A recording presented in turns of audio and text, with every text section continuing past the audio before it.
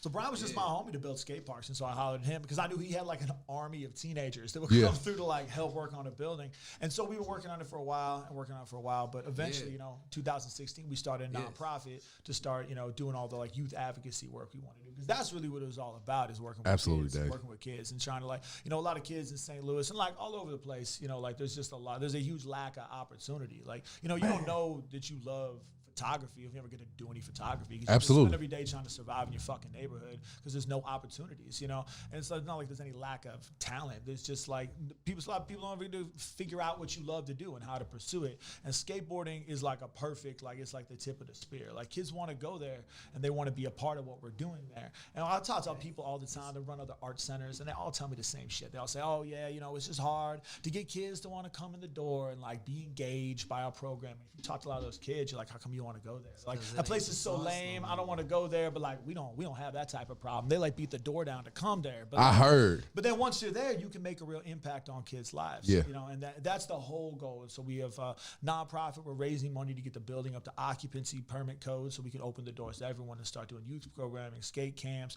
We want to build like wood shops, metal shops, do skill training. The basement is the same size as the upstairs. We have like 50,000 square feet, and so that's a whole goal, is to build like an art and youth center in North St. Louis. Like Dave, man. Like I've heard so many good things about it, but that takes the cake. And actually, what you're doing is just really investing back into the community.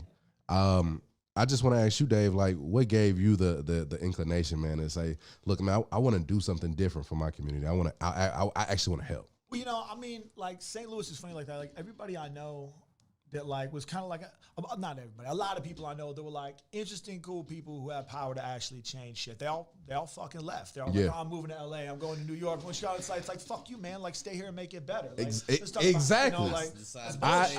My man.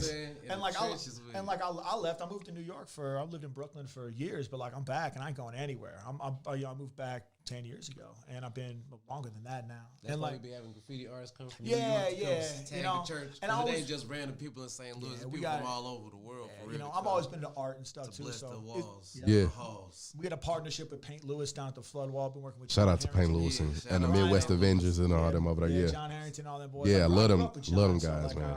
I've known John my whole life pretty much, and so we've been working with them for years. And so that room, that church is like Midwest Avengers. Hell yeah, it's like a square foot smaller in that church. For how many layers of paint we put on the walls over the year. We would just bust it out again and again and again, and bring new artists in. And so now we want to work it as like a legitimate street art gallery, so that we can actually like sell work and support the artists and like give people. I love it. That's the best thing in the world, man. Like every day's a vacation if you love your occupation. Like if you like what you do, you'll never work a day. Dave, you didn't say you was for no boys, Dave. Literally doing. You know what I'm saying? Yeah. So the more people you can give that to, the better of a world we live in. The more people who can find their passion and figure out how to pursue it and monetize it. Like, because if you don't, you just have this massive loss in creative potential. It's like not just shitty. Straight up. Yeah, not just Straight shitty for up. that kid, but for like all of us. For anybody. Everybody who will benefit from their gifts that they never ever get to experience. That's bullshit, man. And the more that you like, you don't allow that to happen. I just want to leave the world a little bit better than I found it. Like that's